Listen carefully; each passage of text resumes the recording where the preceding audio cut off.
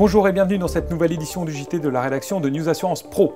Nous sommes le lundi 24 septembre 2012 et voici les sujets que nous vous proposons cette semaine. En ouverture de ce JT, nous vous proposons de faire le point sur les contrats à retraite avec les derniers chiffres de la profession pour l'année 2011 et vous le verrez, l'année a été difficile.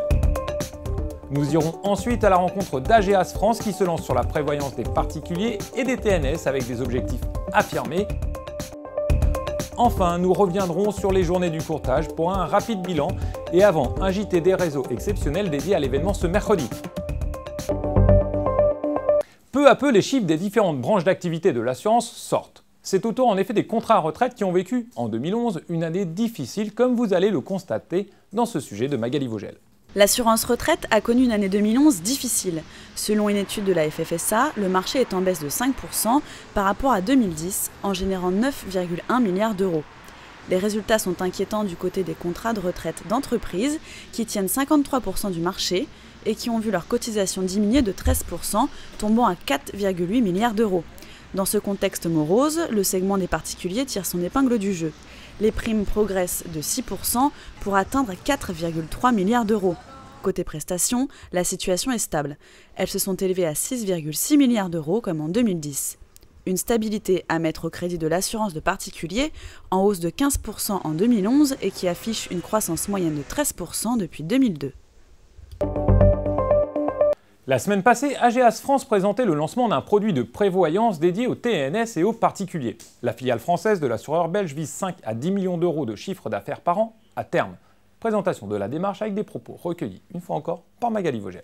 Aujourd'hui, on connaît les incertitudes tant fiscales, les incertitudes économiques par rapport à ce créneau. Et donc, nous avons décidé, dans ce monde d'incertitudes justement, d'offrir l'opportunité à nos partenaires de développer aussi la prévoyance auprès de leurs clients.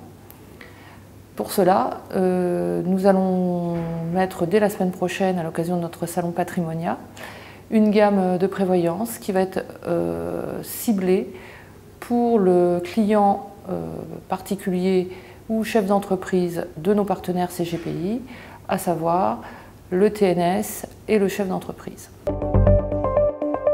Revenons à présent sur le sujet de la semaine passée, les journées du courtage. Avec un record de fréquentation battu selon les organisateurs, les allées du salon étaient bien pleines et notre journaliste Julie Gomme n'a cessé de les arpenter. Alors avant d'en savoir plus dans le prochain JT des réseaux ce mercredi, voici ses premières conclusions. Les journées du courtage se sont déroulées la semaine dernière au Palais des Congrès.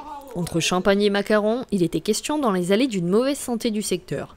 Qu'il s'agisse des répercussions de Solvabilité 2 sur la fluidité des rapports entre assureurs et intermédiaires ou de l'arrivée sur le marché de nouveaux produits, les rendez-vous des conférences plénières ont oscillé entre inquiétude et positivisme de façade. Il a aussi été question de la survie de la zone euro et de ses répercussions sur le secteur. Avant de nous quitter, nous vous donnons rendez-vous donc cette semaine pour le fameux JT des réseaux. Vous avez également rendez-vous dans vos boîtes aux lettres avec un numéro de l'hebdo spécial consacré au top 10 de l'assurance en France et enfin sur le site, un dossier sur la santé.